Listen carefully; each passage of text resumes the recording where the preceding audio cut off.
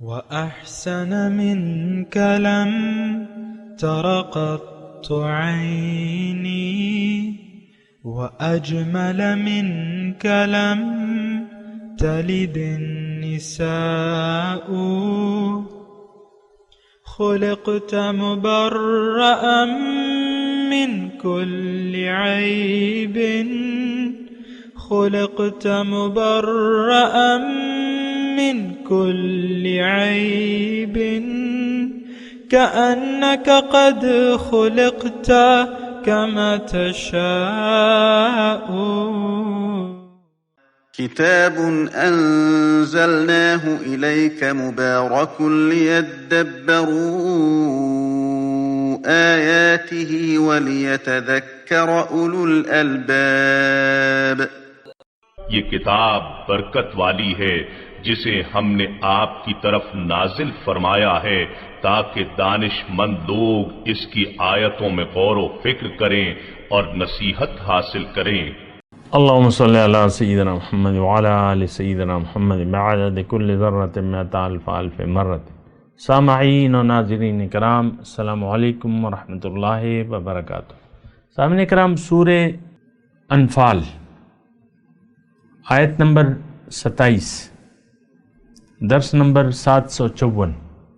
آج کا موضوع، کیا ہم امانت الہیہ میں خیانت کر رہے ہیں؟ اس کے ساتھ آج کے سبق کا آغاز کرتے ہیں. سب سے پہلے گزشتہ سبق کا اعادہ ہوگا.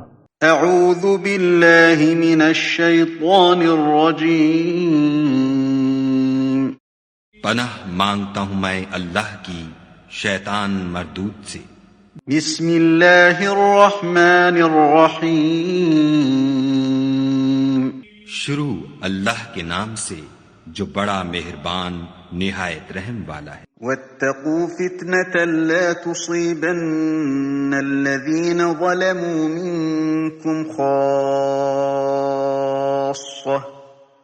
واعلموا أن الله شديد العقاب. اور اس فتنے سے ڈرو جو خصوصیت کے ساتھ انہی لوگوں پر واقع نہ ہوگا جو تم میں گناہگار ہیں، اور جان رکھو کہ خدا سخت عذاب دینے والا ہے. واذكروا إذ أنتم قليل مستضعفون في الأرض تخافون أن يتخطفكم الناس فآواكم وأيدكم بنصره ورزقكم من الطيبات لعلكم تشكرون. اور اس وقت کو یاد کرو جب تم زمین مکہ میں قلیل اور ضعیف سمجھے جاتے تھے اور ڈرتے رہتے تھے کہ لوگ تمہیں اڑا نہ لے جائیں، یعنی بے خانمان نہ کر دیں، تو اس نے تم کو جگہ دی اور اپنی مدد سے تم کو تقویت بخشی اور پاکیزہ چیزیں کھانے کو دیں تاکہ اس کا شکر کرو. سامعین اکرام، سورہ انفال آیت نمبر 27. لفظی ترجمہ: یا ایھا الذین آمنوا، اے ایمان والو، لا تخونوا اللہ والرسول، اللہ تعالیٰ اور اس کے رسول سے خیانت نہ کرو. وتخونوا اماناتکم، اور آپس کی امانتوں میں بھی خیانت نہ کرو. وانتم تعلمون، اور وہ اس حالت میں کہ تم جانتے ہو. وَاعْلَمُوا أَنَّمَا أَمْوَالُكُمْ وَأَوْلَادُكُمْ فِتْنَةٌ، جان لو کہ تمہارے مال اور تمہاری اولاد فتنہ ہے، آزمائش ہے تمہارے لیے. وَأَنَّ اللَّهَ عِندَهُ أَجْرٌ عَظِيمٌ، اور بے شک اللہ کے ہاں بڑا اجر ہے. سامعین کرام، اہم آیت ہے، اور اس میں آپ نے جیسے کہ سنا کہ لا تخونوا اللہ والرسول، یعنی امانت میں خیانت نہ کرنے کی ہدایت کی جا رہی ہے. اللہ اور اس کے رسول کے ساتھ بھی خیانت نہیں کرنی چاہیے، اور آپس میں بھی دیانتداری سے رہنا چاہیے.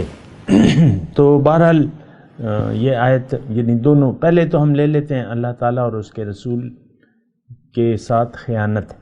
دیکھیں، سب سے پہلے تو ہمیں دیکھنا ہوگا کہ وہ کون سی امانت کا تذکرہ اللہ تعالیٰ فرما رہے ہیں. دیکھیں، امانت کیا چیز ہوتی ہے؟ ایک چیز کے آپ مالک نہیں ہیں، آپ کو پھر کچھ عرصے آپ کے پاس وہ رکھوا دی جائے بطور امانت، تو عام طور پہ تو یہی امانت ہوتی ہے۔ امانت لاکرز ہوتے ہیں، بینکوں کے لاکر ہوتے ہیں، اس میں ہم لوگ جو ہے وہ اپنے چیزیں رکھتے ہیں، اس کی چابی دے دیتے ہیں، تو وہ امانت ہوتی ہے۔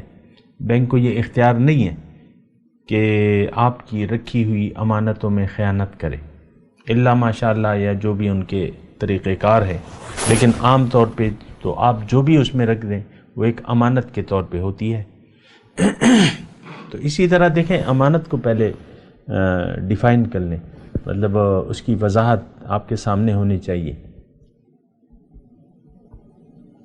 کہ بطور امانت آپ کو کوئی چیز دی جائے تو آپ خود، بعض اوقات تو یہ ہوتا ہے کہ آپ کھول ایک پوٹری ہے یا کوئی بھی ہے تو آپ کھول کے نہیں دیکھتے۔ مثال کے طور پہ ایک چھوٹا سا کسی نے بکس دے دیا آپ کو، اور اس میں جو بھی اس نے رکھا ہے، تو وہ آپ تو یہ نہیں کریں گے کہ تالا توڑیں اس کا اور دیکھیں کہ اس کے اندر کیا رکھا ہوا ہے، بس آپ یہ پوچھتے ہیں کہ بھئی کب آؤ گے، یہ کب تک کے لیے ہے، تو وہ آپ رکھوا دیتا ہے آپ کے پاس کہ بھئی میں جا رہا ہوں فلاں شہر جا رہا ہوں اور اتنے وقت کے لیے جا رہا ہوں، یا باہر ملک جا رہا ہوں، سال بعد آؤں گا، یہ مجھے دے دینا پھر تمہارے پاس بطور امانت۔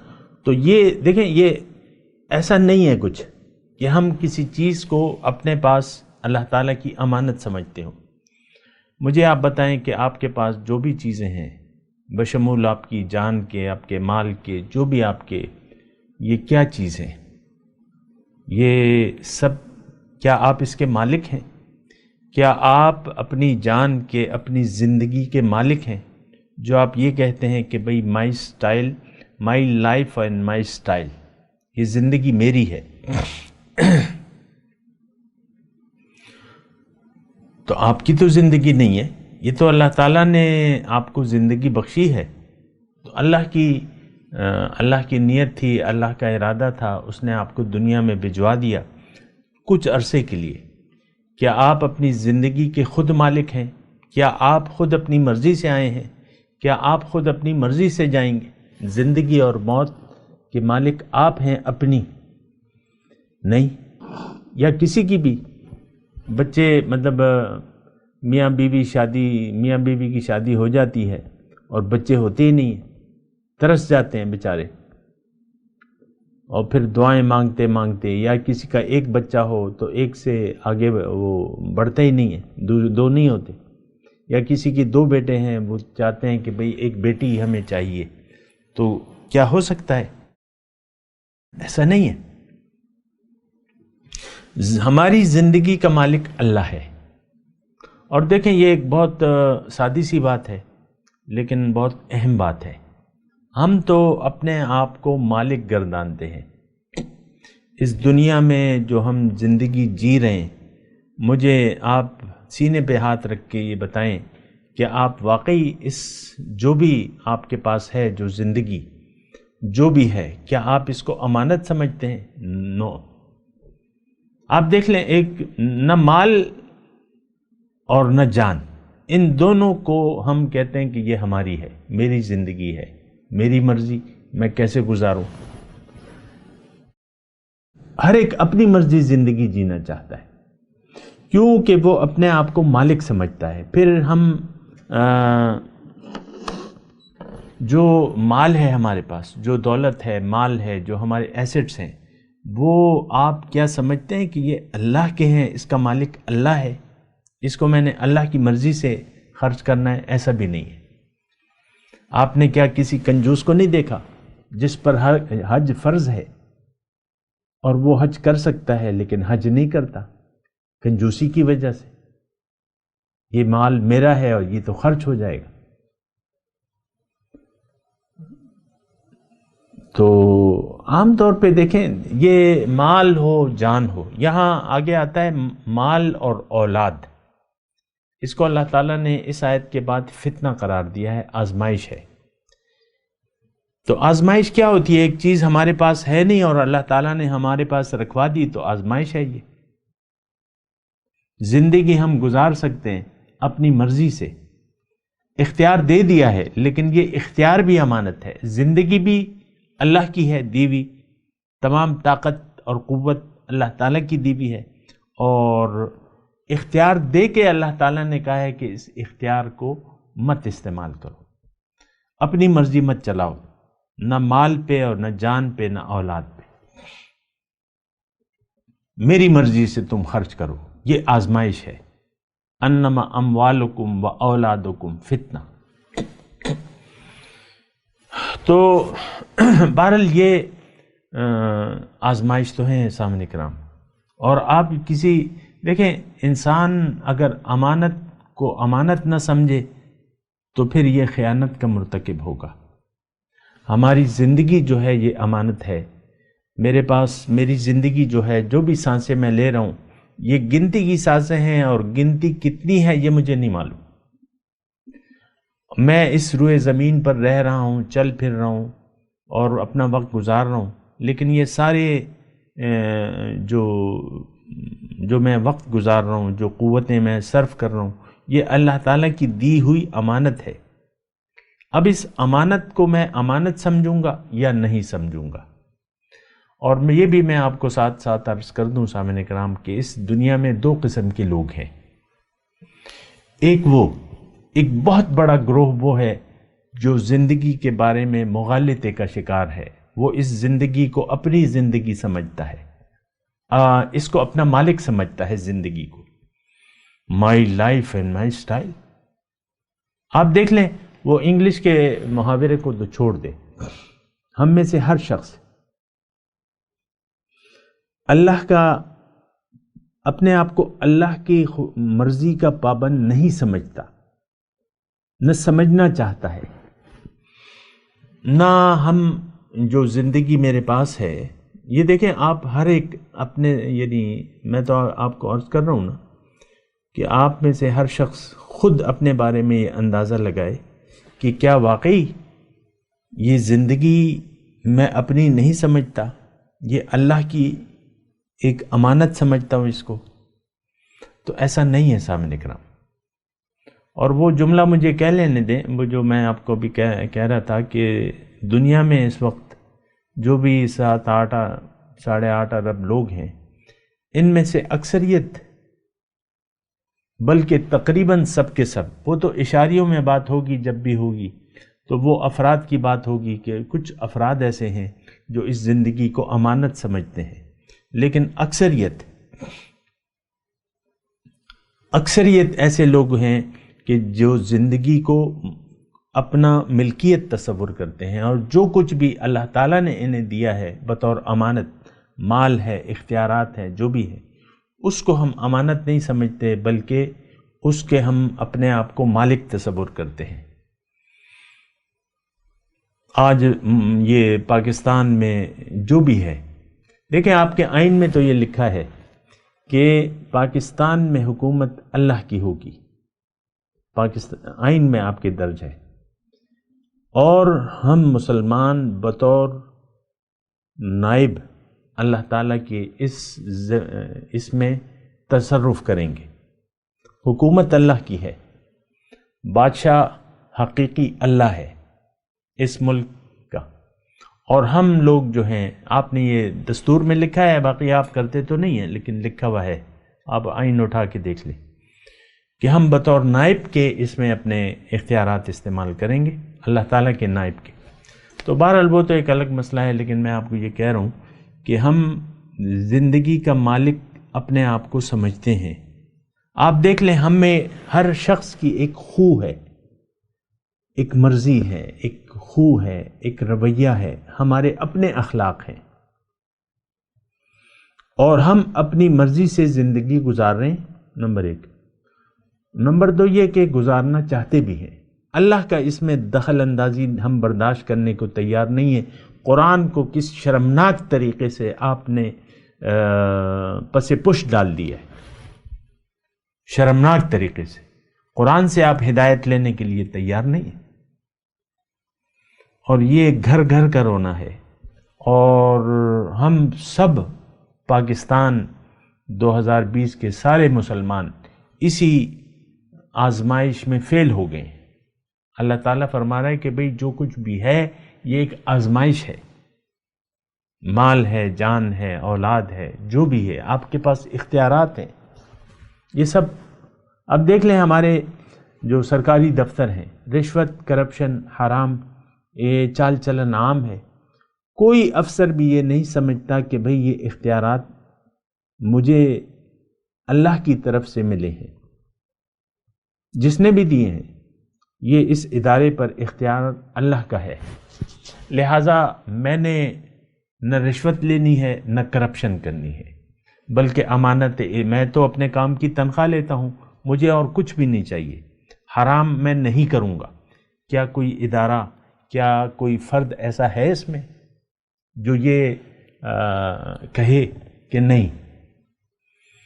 آپ تو یعنی اپنے اختیارات جو بھی ہے، مثال کے طور پہ سرکاری اسپتال کے ڈاکٹر ہیں، آپ کو رویہ پتہ ہے، آپ تھانے میں جاتے ہیں، آپ کو پولیس والوں کا رویہ معلوم ہے کہ آپ سے مجرموں کا ساتھ سلوک کرتے ہیں، آپ کو کرسی پہ بیٹھنے کا بھی نہیں کہتے وہ لوگ، اور جو بھی ہے. لیکن ڈاکٹر ہیں وہ تو جان چھڑانے کی کوشش کرتے ہیں، بلکہ ٹاؤٹ رکھے ہوئے اسپتال میں ادھر ادھر گھومتے پھرتے ہیں کہ بھئی گھیر گھار کے تم میرے پاس لاؤ اس کو. اپنی ڈیوٹی اسپتال میں نہیں کرتے ڈاکٹر. عام طور پہ یہ مسئلہ ہے، آپ کو معلوم ہے، برا حال ہے تمام اداروں کا، ساری قوم کا برا حال ہے.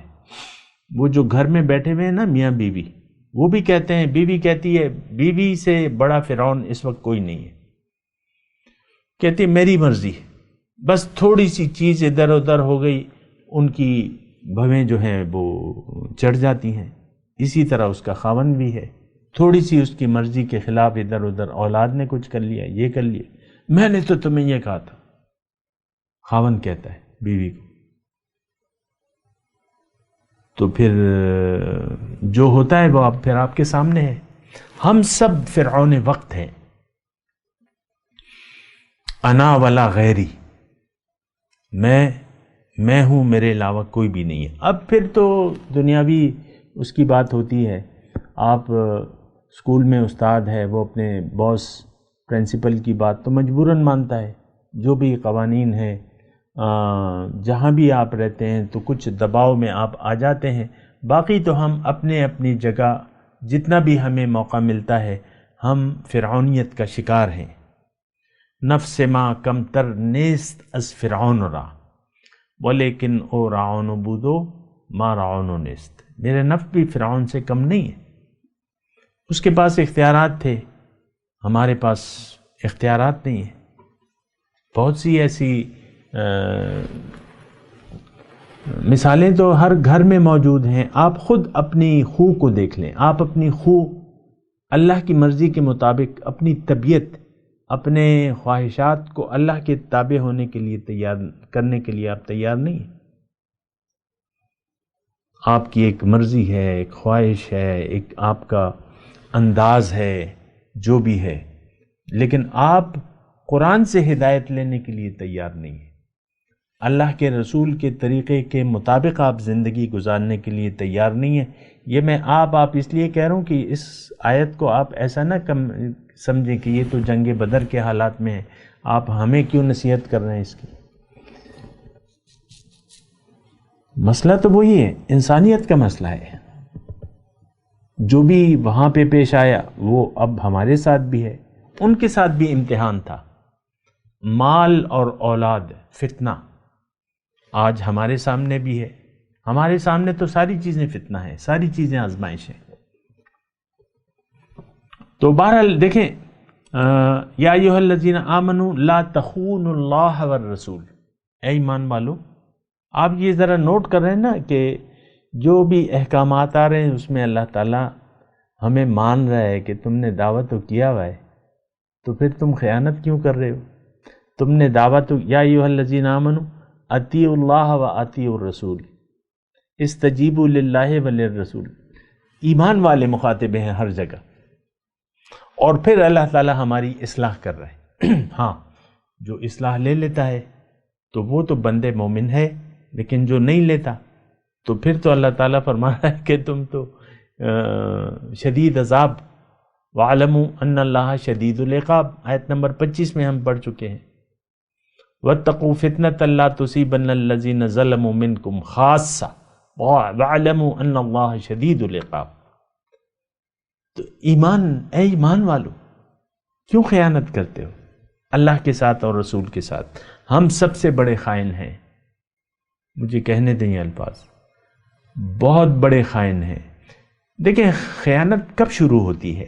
جب پرائے مال کو آپ اپنا سمجھ لیں، زندگی کو آپ نے اپنا سمجھ لیا تو آپ خائن ہو گئے۔ دیکھیں نصیحت لینے کی کوشش کریں، اور یہ قرآن نصیحت ہے، اس سے آپ نصیحت حاصل نہیں کریں گے تو آپ ہی تباہ و برباد ہو جائیں گے۔ روز قیامت شاید آپ کو میری بات یاد آئے، لیکن اس وقت تو یہ وقت گزر چکا ہوگا۔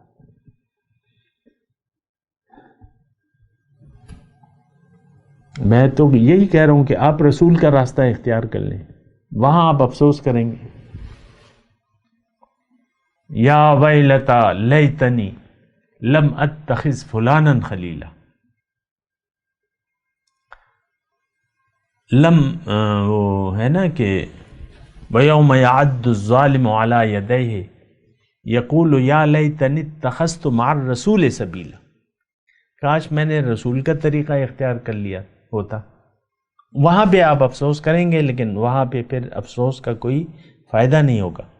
یہاں پہ جو آپ کو بات سمجھ میں آ رہی ہے، آپ فوراً اس کو قبول کر لیں، مت سمجھیں کہ یہ زندگی آپ کی ہے، یہ زندگی آپ خود اللہ کے ہیں، اور پھر آپ اللہ کے پاس واپس لوٹائے جائیں گے۔ لیکن اس وقت کا جو نتائج ہیں وہ آپ کے آج جو آپ کا طرز عمل ہے اس پر انحصار ہوگا کہ یہ وقت آپ نے خیانت کرتے ہوئے گزارا ہے یا امانت ادا کرتے ہوئے امانت سمجھ کر اس وقت کو استعمال کیا ہے۔ لا تخون اللہ والرسول، اللہ اور اس کے رسول کے ساتھ خیانت نہ کرو۔ تو وہ جو میں آپ کو جملہ کہہ رہا تھا، شاید میں نے اس میں پورا کر دیا ہے۔ میں آپ کو صرف یہ کہہ رہا تھا کہ آپ انسان، ہم لوگ اس وقت، یعنی اس کا خلاصہ کلام یہ ہے کہ آج یا تو ہم خیانت کرنے والوں میں شامل ہیں یا امانت داروں میں شامل ہیں، اور یہ تو میں دعوے سے کہتا ہوں کہ ہم اس زندگی کو امانت نہیں سمجھتے۔ جو بھی اللہ تعالیٰ نے ہمیں دیا ہے، ہماری اپنی ایک نظر ہے، ہماری اپنی مرضی ہے کہ ہم اپنے مال کو کہاں پر خرچ کریں، جان کو کیسے کھپائیں۔ اور یہ بھی مجھے کہنے دیں کہ ہم نے ایک فیصلہ کر لیا ہے کہ ہمیں تو دنیا درکار ہے، دنیا اور دنیا، اس کے علاوہ ہمیں کچھ نہیں چاہیے۔ ایک فیصلہ ہے ہمارا، اور اسی کے لیے ہم نے ساری زندگی کھپا دی ہے دنیا کے لیے، اور قرآن کے حساب سے ہم لوگ سب سے زیادہ نقصان میں ہیں۔ قُلْ هَلْ نُنَبِّئُكُمْ بِالْأَخْسَرِينَ أَعْمَالًا الَّذِينَ ضَلَّ سَعْيُهُمْ فِي الْحَيَاةِ الدُّنْيَا وَهُمْ يَحْسَبُونَ أَنَّهُمْ يُحْسِنُونَ صُنْعًا، کیا میں تمہیں نہ بتاؤں کہ سب سے زیادہ نقصان میں کون لوگ ہیں؟ یہ وہ لوگ ہیں جنہوں نے ساری کوششیں، جن کی ساری کوششیں گم ہو گئیں دنیا ہی کے لیے، ساری زندگی امانت میں خیانت کرتے ہوئے آپ گزاری، اور اللہ کی چاہت کو آپ نے ذرہ برابر اہمیت ہی نہ دی۔ یہ الفاظ میں کافی طول کے بولے ہیں، آخری الفاظ، ذرہ برابر آپ نے اللہ کی رضا کو اہمیت نہ دی، اور ساری زندگی خواہشات نفس کی تکمیل میں آپ نے گزار دی۔ اللہ، اور خیانت کرتے ہوئے گزار دی، جبکہ اللہ تعالیٰ نے آپ کو مومن سمجھا، آپ کو مخاطب کیا کہ یا ایھا الذی، اے زبانی دعویٰ کرنے والو، کیوں خیانت کرتے ہو اللہ سے اور اس کے رسول سے؟ وَتَخُونُوا أَمَانَاتِكُمْ وَأَنْتُمْ تَعْلَمُونَ، آپس کے تعلقات جو تم کرتے ہو اس میں بھی تم امانت کا خیال رکھو۔ اب اس میں مسئلہ یہ ہے تھوڑا سا، یعنی آپس میں کیسے ہم، یعنی اللہ اور رسول کی تو بات ہو گئی، لیکن آپس میں خیانت مت کرو، آپس کی امانتوں کا خیال رکھو۔ دیکھیں اگر اللہ اور اس کے رسول کے ساتھ آپ نے خیانت شروع کر دی اور بظاہر تو اب آپ ہر وہ امانتیں جو آپس میں اللہ تعالیٰ نے ہمارے سپرد کی ہیں، آپ اس کا بھی پھر خیال نہیں رکھ سکیں گے۔ یہ نقطہ نوٹ کر لیں۔ ایسا نہیں ہو سکتا کہ انسان اللہ تعالیٰ اور اس کے رسول کا خائن ہو، پھر دنیاوی معاملات میں یہ کسی کا حق اور امانت کا خیال رکھ سکے۔ مثال میں دیتا ہوں، برا نہ مانے جو میاں ہیں بیوی ہیں، یہ جو دیکھیں ایک اللہ کے نام پہ ایک رشتہ جڑ گیا ہے آپ کا۔ اب اللہ تعالیٰ نے آپ کو جو ازدواجی زندگی ہے، جو آپ کے گھریلو معاملات ہیں، اس کے لیے ہمیں ایک طریقہ بتا دیا ہے، وعاشروہن بالمعروف، کہ تم ایک دوسرے سے اچھے طریقے سے رہو۔ اور پھر رسول صلی اللہ علیہ وسلم نے ان کی ساری زندگی جو بھی ان کا اسوہ حسنہ ہے، اس میں اللہ تعالیٰ نے ہمیں بتا دیا ہے۔ پھر دیکھیں ایک دوسرے کے حقوق ہیں، شوہر بیوی کو بتایا ہے کہ شوہر کے کیا حقوق ہیں۔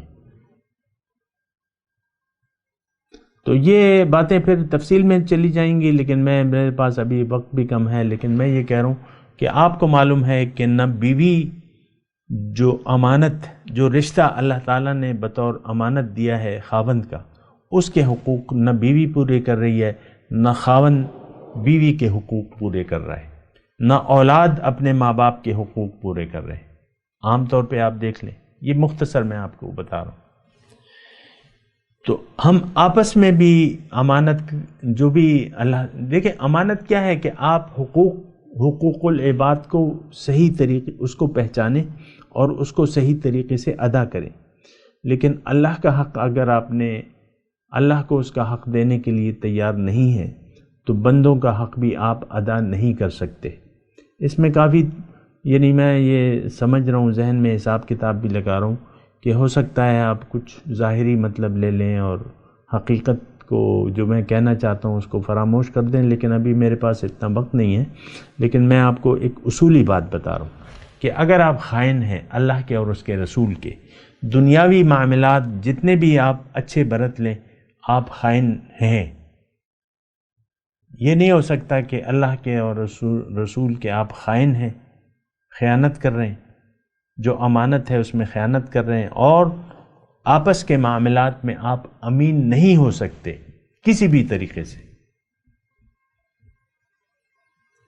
تو بہرحال وَأَنْتُمْ تَعْلَمُونَ، اللہ تعالیٰ فرما رہا ہے کہ تم جانتے ہوئے تم ایسا نہ کرو۔ اب ہمیں معلوم ہے، اب جاننا کیا ہے؟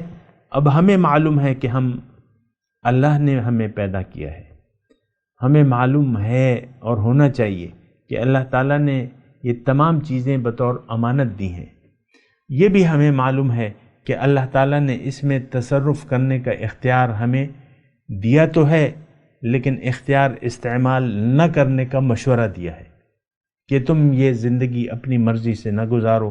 فَإِمَّا يَأْتِيَنَّكُم مِّنِّي هُدًى فَمَن تَبِعَ هُدَايَ فَلَا خَوْفٌ عَلَيْهِمْ وَلَا هُمْ يَحْزَنُونَ، کہ تم زندگی کو میری مرضی سے گزارو، میں تمہیں ہدایت دوں گا، جس نے بھی ان ہدایات کا اتباع کیا تو فلا خوف علیہم ولا ہم یحزنون، ان پہ نہ کوئی خوف ہوگا نہ کوئی غم ہوگا۔ بہرحال میں تلاوت کرتا ہوں سامنے کرام، اور میرے ساتھ دہرائیے، اعوذ باللہ من الشیطان الرجیم، بسم اللہ الرحمن الرحیم، یا ایہا الذین آمنوا لا تخونوا اللہ والرسول وتخونوا اماناتکم وانتم تعلمون۔